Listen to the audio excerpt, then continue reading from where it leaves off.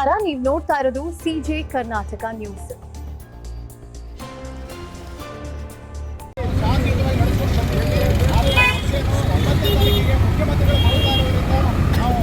ಸಚಿವರ ಮೇಲೆ ಒತ್ತಡ ಹೇರಬೇಕು, ಅವ್ರಿಗೊಂದು ಅಪೀಲ್ ಕೊಡಬೇಕು ಅಂತಕ್ಕಂಥದ್ದನ್ನ ಎಲ್ಲರೂ ಹೋರಾಟಗಾರರು ಕೂಡಿಕೊಂಡು ವಿಜಯಪುರ ಜಿಲ್ಲೆಯಲ್ಲಿ ಸರ್ಕಾರ ಮೆಡಿಕಲ್ ಕಾಲೇಜ್ ಸ್ಥಾಪನಾ ಸಮಿತಿಯ ವಿಜಯಪುರ ಜಿಲ್ಲೆ ನಾನಾ ಸಂಘಟನೆ ಎಲ್ಲ ಸಂಘಟನೆಗಳನ್ನು ಕೂಡಿಕೊಂಡು ಒಂದು ಸಂಘಟನೆಯನ್ನು ಮಾಡಿಕೊಂಡು ಡಾಕ್ಟರ್ ಬಾಬಾ ಸಾಹೇಬ್ ಅಂಬೇಡ್ಕರ್ ಅವರ ವೃತ್ತದಲ್ಲಿ ಸುಮಾರು 106 ದಿನಗಳ ಕಾಲ ಸತತವಾಗಿ ಸತ್ಯಾಗ್ರಹವನ್ನು ಮಾಡ್ತಾ ಇದ್ರು. ಅದರಲ್ಲಿ 16ನೇ ದಿನ ಅಹೋ ಸತ್ಯಾಗ್ರಹವನ್ನು ಸತತವಾಗಿ ಅಹೋರಾತ್ರಿ ಸತ್ಯಾಗ್ರಹವನ್ನು ಮಾಡ್ತಾ ಇದ್ದಾರೆ.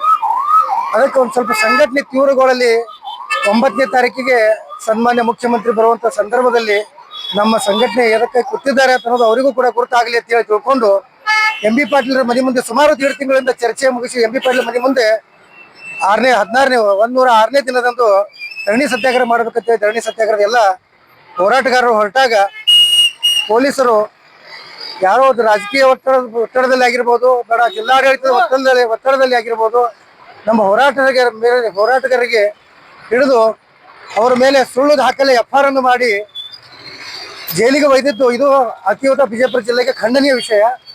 ಅದಕ್ಕೆ ತಾವು ಎಂ ಬಿ ಪಾಟೀಲರು ಮತ್ತು ವಿಜಯಪುರ ಜಿಲ್ಲೆಯ ಶಾಸಕರು ಮಧ್ಯಸ್ಥಿಕೆ ವಹಿಸಿ ಇದು ನಮ್ಮ ಹೋರಾಟಗಾರರ ಮೇಲೆ ಯಾವುದೇ ಕೇಸ್ ಆಗಲಾರ್ದಂಗೆ ಅವರಿಗೆ ಹೊರಗೆ ತೆಗಿಬೇಕು, ಹೊರಗೆ ಕಳಿಸ್ಬೇಕು.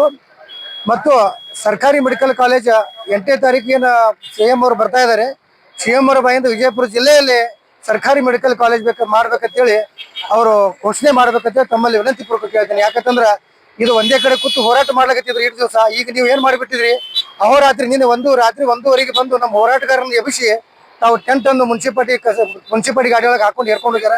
ಇದನ್ನು ಕೂಡ ತಾವೆಲ್ಲ ಹೋರಾಟಗಾರರಿಗೆ ಇದೆಲ್ಲ ಹರಾಸ್ಮೆಂಟ್ ಮಾಡ್ತಾ ಇದ್ದೀರಿ, ಇದು ತಪ್ಪ. ತಾವೆಲ್ಲ ಮೊದಲು ಏನ್ ಮಾಡ್ಬೇಕು ಅಂತಂದ್ರೆ ಹೋರಾಟಗಾರನ ಗೌರವಿಸಬೇಕು. ಮತ್ತೆ ಯಾರು ಹೋರಾಟಗಾರರಿಗೆ 5-6 ಮಂದಿ ಹೋರಾಟಗಾರರಿಗೆ ಒಯ್ದಿರಿ ಅವ್ರ ಮೇಲೆ ಯಾವುದೇ ತರನಾಗಿ ಕ್ರಮ ಕೈಗೊಳ್ಳಲಾರದೆ ತಾವು ಮಧ್ಯಸ್ಥಿಕೆ ವಹಿಸಿ ಅವರಿಗೆ ಮೊದಲ ನೀವು ಮನೆಗೆ ಕಳಿಸ್ಬೇಕು. ಯಾಕಂತಂದ್ರೆ ಅದರಲ್ಲಿ ಹಿರಿಯ ಹೋರಾಟಗಾರ ಅದಾರ, ಸುಮಾರು ತಾವು ಬಹಳ ಪ್ರಜ್ಞಾವಂತರದಿರಿ.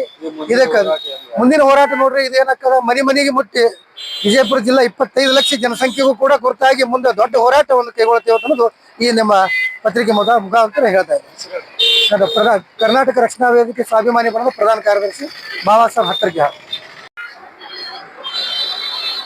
ರೇಲ್ ಬಿಕ್ ಗಯಾ, ತೇಲ್ ಬಿಕ್ ಗಯಾ, ಬಿಕಾ ಹವಾಯಿ ಅಡ್ಡ ಅಂತೇಳಿ ಹಾಡ ಹಾಡ್ಕೊಂಡು ತಿರ್ಗಾಡ್ತಾರ. ಇವರು ನಮ್ಮನ್ನ ಮಾರಾಟ ಮಾಡ್ಲತ್ತಾರ. ಅಂದ್ರ ಏನು ನಮ್ಮ ಸರ್ಕಾರಿ ವೈದ್ಯಕೀಯ ಕಾಲೇಜ್ ಶಿಕ್ಷಣ ಮಾಡ್ಲಕತ್ತಾರ, ನಮ್ಮ ಆರೋಗ್ಯ ಭಾಗ್ಯ 5 ಭಾಗ್ಯಗಳು ಕೊಟ್ರತ್ತ. ಈ ನಮ್ಮ ಭಾಗ್ಯನೇ ಇವರು ಕಾಂಗ್ರೆಸ್ ಸರ್ಕಾರದವ್ರು ಮಾರ್ಲಕತ್ತಾರ. ಮತ್ ಇದೇನಪ್ಪ, ಕಾಂಗ್ರೆಸ್ದವ್ರು ಇನ್ನ ಚಲೋ ಅಲ್ಲ, ನೀವು ನಮಗೆ ಮಾರಾಟ ಮಾಡ್ಲತ್ತಿರಲ್ಲ, ನಮ್ಮ ಭಾಗ್ಯಗಳು ಮಾರಾಟ ಮಾಡ್ಲಕತ್ತೀರಿ. ಅದಕ್ಕಾಗಿ ಇಲ್ಲಿ ಬಹಳ ಮುಖ್ಯ ಏನಪ್ಪಾ ಅಂತಂದ್ರ ಇದನ್ನ ಆಗಬಾರ್ದು ಅಂತೇಳಿ ಬಹಳಷ್ಟು ಜನರದ ಏನ ರಾಜಕೀಯ ಕುತಂತ್ರ ನಡೀತಾ ಇದೆ. ಆದ್ರ ನಾವು ನಿಮ್ಗೆ ಯಾಕೆ ಕೇಳಗತ್ತೀವಪ್ಪ ಅಂತಂದ್ರ ನಿಮಗ ಆರಿಸಿ ಕಳಿಸಿವು. ಅದಕ್ಕೆ ನಮ್ಮ ಮನವಿಗೆ ಸ್ಪಂದನೆ ಮಾಡದೇ ಇದ್ರ ಅದಕ್ಕಾಗಿ ಕೂಡಲೇ ನಮ್ಮ ಜಿಲ್ಲಾ ಉಸ್ತುವಾರಿ ಸಚಿವರು ಸರ್ಕಾರದ ಮೇಲೆ ಒತ್ತಡ ಹಾಕಬೇಕು. ಇಲ್ಲಿಯ ಜನಪ್ರತಿನಿಧಿಗಳೆಲ್ಲರೂ ನಮ್ಮ ಜಿಲ್ಲೆಯಿಂದ ಆಯ್ಕೆ ಹೋಗಿದಾರ, ನಮಗ ಮಾರಾಟ ಮಾಡುವ ವಸ್ತು ತಿಳ್ಕೊಳಕ್ ಹೋಗ್ಬೇಡ್ರಿ. ಮತ್ತು ಮುಖ್ಯವಾಗಿ ನೀವು ಸರ್ಕಾರಿ ವೈದ್ಯಕೀಯ ಕಾಲೇಜ್ ಮಾರಾಟ ಮಾಡ್ಲಕತ್ತೀರಪ್ಪ ಅಂತಂದ್ರ ಮತ್ತೆ ನಮಗೂ ಮಾರಾಟ ಮಾಡ್ದಂಗೆ ನೀವು ನಮ್ಮ ಜಿಲ್ಲೆಗೆ ನಿಮ್ಗೆ ಎದಕ್ ಕಳ್ಸೀವಿ ನಾವು? ಸರ್ಕಾರ ಎದಕ್ ಮಾಡ್ರಿ? ಇಲ್ಲ ಸರ್ಕಾರ ಮಾರಾಟ ಮಾಡ್ರಿ. ಬಿಜೆಪಿಗೆ ನಿಮ್ಗೆ ವ್ಯತ್ಯಾಸ ಏನೈತಿ?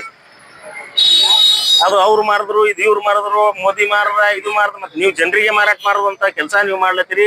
ದಯಮಾಡಿ ಈ ಉಗ್ರ ರೂಪ ತಾಳೋದಕ್ಕಿಂತ ಮುಂಚೆ ಎಚ್ಚೆತ್ತುಕೊಂಡು ಸರ್ಕಾರಿ ವೈದ್ಯಕೀಯ ಕಾಲೇಜ್ ಬಿಜಾಪುರ ಜಿಲ್ಲೆಗೆ ಮಂಜೂರು ಮಾಡಬೇಕು. ಇಲ್ಲ ನಾನು ಮುಂದಿನ ಅಧಿವೇಶನ ಮಾಡ್ತೀನಿ, ಮುಂದಿನ ಸರ್ಕಾರ ಭರಣ ಮಾಡ್ತೀನಿ ಅಂತೇಳಿ ಏನ್ ಕತಿ ಹೇಳಕ್ ಹೋಗ್ಬಾರ್ದು ಅಂತೇಳಿ ಸರ್ಕಾರಕ್ಕೆ ಎಚ್ಚರಿಕೆ ಕೊಡ್ತಾ ಇದ್ದೀವಿ. ಅಲ್ಲ, ನಿನ್ನೆ ಘಟನೆ ಬಗ್ಗೆ ನನಗೇನು ಅಷ್ಟು ಸರಿಯಾಗಿ ಮಾಹಿತಿ ಇಲ್ಲ. ಆದ್ರೆ ಹೋರಾಟಗಾರರನ್ನ ಏನು ಬಂಧನ ಮಾಡಿದಾರ ಅದು ತಪ್ಪು. ಆಮೇಲೆ ಅವ್ರ ಮೇಲೆ ಹಾಕಿದಂತ ಕೇಸನ್ನ ಹಿಂಪಡಿಬೇಕು, ಅವ್ರಿಗೆ ಬೇಗ ಬಿಡುಗಡೆ ಆಗುವಂಗ ಪ್ರಯತ್ನ ಸರ್ಕಾರ ಮಾಡಬೇಕು. ಮತ್ತು ಇಲ್ಲಿ ಟೆಂಟ್ ತೆಗೆದಾರ, ಅದನ್ನು ಟೆಂಟ್ ಮರುಸ್ಥಾಪನೆ ಮಾಡ್ಬೇಕಂತ ಹೇಳಿ ಜಿಲ್ಲಾಡಳಿತ ಮನವಿ ಮಾಡಿಕೊಡ್ತಾ ಇದ್ದೀವಿ. ಸರ್ ಮೊನ್ನೆ ದಿನ ಉಸ್ತುವಾರಿ ಸಚಿವರು ಹೇಳ್ತಾರೆ ಬಿಜೆಪಿ ಮೆಡಿಕಲ್ ಕಾಲೇಜ್ ಬಿಜೆಪಿ ಒಂದು ರೂಲ್ಸ್ ನಾವು ಮಾಡಿಲ್ಲ ಅಂತ ಹೇಳ್ತಾರೆ. ಇದ್ರ ಬಗ್ಗೆ ನೀವ್ ಏನ್ ಹೇಳ್ತೀರಿ ಸರ್? ಅಲ್ಲ, ಈಗ ನಾವು ಬಿಜೆಪಿ ಕಾಂಗ್ರೆಸ್ ಸಂಬಂಧ ಇಲ್ಲ, ಎರಡೂ ಏನಪ್ಪಾ ಅಂತಂದ್ರೆ ಒಂದೇ ನಾಣ್ಯದ ಎರಡು ಮುಖಗಳು ಇವು ಬಿಜೆಪಿ ಕಾಂಗ್ರೆಸ್. ಇವರು ಜನರನ್ನ ಏನಪ್ಪಾ ಅಂತಂದ್ರ ಆ ರಾಜರ ಆಳುವಂತ ಮನಸ್ಥಿತಿ ಒಂದರ. ಅದ್ರ ನಮ್ಗೇನ ಅಷ್ಟೇ ಇವ್ ಎರಡು ಈಕ್ವಲಿ ನಮಗೆ ಇವ್ರೇನ್ ಅಧಿಕಾರದಾಗ ಅದಾರಲ್ಲ, ಕೇಂದ್ರದಾಗಿದ್ದವ್ರು ಅಷ್ಟೇ, ರಾಜ್ಯದಾಗಿದ್ದವ್ರು ಅಷ್ಟೇ. ಇವ್ರು ಜನರ ಹಿತಾಸಕ್ತಿ ಕಾಪಾಡುವಂತ ಏನು ಮನಸ್ಥಿತಿಯವರಲ್ಲ. ಅದಕ್ಕೆ ದಯಮಾಡಿ ಇದಕ್ಕರೆ ಸ್ಪಂದನೆ ಮಾಡಿ ನಮ್ಗೆ ಬೇಗ ಸರ್ಕಾರಿ ವೈದ್ಯಕೀಯ ಕಾಲೇಜ್ ಮಂಜೂರು ಮಾಡಿ ಅಂತೇಳಿ ಅನೌನ್ಸ್ಮೆಂಟ್ ಮಾಡ್ಬೇಕು ಅಂತ ಹೇಳಿ ಮಾನ್ಯ ಮುಖ್ಯಮಂತ್ರಿ ಮತ್ತು ಸರ್ಕಾರಕ್ಕೆ ಮನವಿ ಮಾಡ್ತಾರೆ. ಮುಂಬರುವ ದಿನಗಳಲ್ಲಿ ಹೋರಾಟ ಯಾವ ರೀತಿ ಇರುತ್ತೆ? ಉಗ್ರ ರೂಪ ತಾಳ್ತದ. ಅದು ಯಾವ ರೂಪ ತಾಳ್ತದ ಅಂತ ಹೇಳುವಂಥದ್ದು ಬಹಳ ಮುಖ್ಯ ಅಲ್ಲ, ಆದ್ರೆ ಉಗ್ರ ರೂಪ ತಾಳ್ತದ. ಅದಕ್ಕಿಂತ ಮುಂಚೆ ಸರ್ಕಾರ ಎಚ್ಚೆತ್ಕೋಬೇಕಂತ ಹೇಳಿ ನಾ ಕೇಳ್ಕೊತೇನೆ.